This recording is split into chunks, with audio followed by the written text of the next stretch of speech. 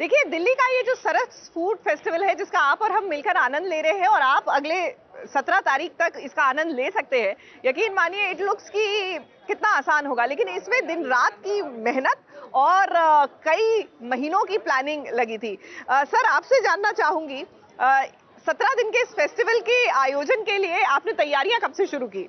ये करीब 2-3 महीने पहले से हम लोग राज्यों को पत्र लिख करके जी सूचित कर देते हैं जी कि स्वयं सहायता समूह की महिलाओं को यहाँ भेजना है जी, और फिर वो अपना एक पोर्टल के माध्यम से नॉमिनेशंस भेजते हैं। और इस बार फोकस था महिलाओं को ज्यादा सामने लाने का। हाँ, ये एक्चुअली सरकार की जो स्कीम है दीनदयाल अंत्योदय योजना, राष्ट्रीय ग्रामीण आजीविका मिशन जी, उस मिशन के तहत स्वयं सहायता समूह की महिलाएं ही आकर के यहाँ पर विभिन्न व्यंजन जो पकवान आप देख रही हैं जी, तो ये न केवल ग्रामीण उत्पाद बनाती हैं बल्कि अपने राज्य के ये पकवान बनाने में भी इनको महारत हासिल है। बिल्कुल, ये आप कह सकते हैं। बिल्कुल। ये घर को तो देखिए, महिलाएं जो हैं घर में बहुत लजीज पकवान बनाती हैं, लेकिन अब ये पकवान जो है आपके घर तक, आपके पेट तक भी पहुंच रहे हैं।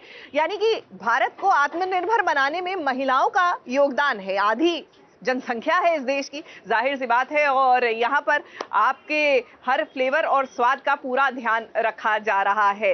तो चलिए, जब इतना ध्यान आपके स्वाद का लिया जा रहा है तो आपका स्वाद थोड़ा सा एनहांस कर देते हैं हमारी इस अगली रिपोर्ट के साथ।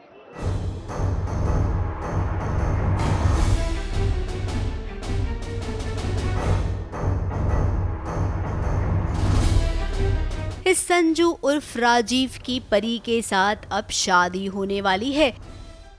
अब ये शादी हो इससे पहले परी यहाँ पर आई है गृह शांति की पूजा के लिए, जो कि शायद इन सबको तो बिल्कुल भी सूट नहीं करता है। मेहंदी हो चुकी है और हम नेक्स्ट डे ऐसे ही गृह शांति की पूजा के लिए मंदिर में आए हैं और यहाँ पे अगेन कुछ ना कुछ हो जाता है। यहाँ पे नीति भी आई है, सो हाँ, कुछ ऑकवर्डनेस हो गई है। वो मम्मा और मैं आए हैं यहाँ मंदिर और यहाँ पर संजू और परी एंड विद फैमिली अपनी गृह शांति की पूजा कराने आए हैं। तो मुझे नहीं पता होता, ना ही उनको पता होता है कि हम आने वाले हैं। जब से राजीव और नीति का तलाक हुआ है तब से इनके घर में केवल कलेश ही तो हो रहा है। ऐसे में ये गृह शांति की पूजा क्या इनके घर में वाकई में शांति लेकर आएगी? Let's see, this is her challenge कि वो कैसे चीज़ों को आगे लेके जाती है एंड जो होना है अच्छे के लिए होगा और या मन का हो तो अच्छा हो और ना हो तो और अच्छा हो। सो या दैट्स व्हाट आई बिलीव। अब भी परी और नीति के बीच इन दिनों जो फासला हो गया है, नीति कोई बात समझने को तैयार नहीं होती है तो वहीं परी उसे समझा कर थक गई है। यहाँ पर अभी जो हमने सीन किया, परी को मैं सुनाती हूँ कि चल मैं मान जाती हूँ आज कि तू मेरी कभी दोस्त थी ही नहीं, बिकॉज अगर दोस्त होती तो ये सब कुछ नहीं करती ना मेरे साथ, मेरे हस्बैंड को नहीं छीनती ये वो, ठीक है। तो अभी मैं आई हूँ वहाँ से जहाँ से मुझे संजू ने बहुत कुछ सुना दिया, क्योंकि मैं और मेरे दोस्त बात कर रहे होते हैं, मैं सारा ब्लेम परी पर डाल देती हूँ और वो परी को प्रोटेक्ट मतलब डिफेंड करता है और मेरे को बहुत गुस्सा आ जाता है और मैं निकल जाती हूँ वहाँ से और यहाँ पे मुझे परी दिखती है तो वो वाला जो गुस्सा है वो मैं परी पर निकाल देती हूँ सारा। अब परी जितनी समझदार है, नीति उतनी ही समझती नहीं है बातों को। केवल गुस्सा, इसका गुस्सा उस पे निकाला, उसका गुस्सा उस पर निकाला, ऐसे करते करते इस शादी तक बात पहुंच जाएगी। टैकल तो इसको करना आता ही नहीं है, नहीं तो ये कुछ होता ही नहीं डाइवोर्स वगैरह गुस्से में ही अपना होश खो बैठती है, ये प्रूफ है।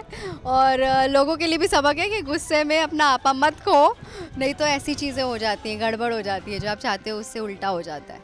और एक सवाल तो ये भी है कि ये शादी होगी या नहीं, क्योंकि परी तो एक महान देवी है ना, और महान देवी इस सीरियल में क्या करती है ये सब हमने देखा है। आई थिंक परी के साथ उसके बाबा जी है जो उसका हमेशा साथ देते हैं, सो वो जो कुछ भी करेगी उनके निगरानी में करेगी, उनकी मर्जी से करेगी एंड आई होप हर चीज़ अच्छे के लिए हो। तो ऐसे में इंतजार कीजिए इस बार शादी में क्या होने वाला है। महानता की मूरत परी ऐसा कौन सा कदम उठाने वाली है? मुंबई से सोनू शुक्ला के साथ एबीपी न्यूज रिपोर्ट।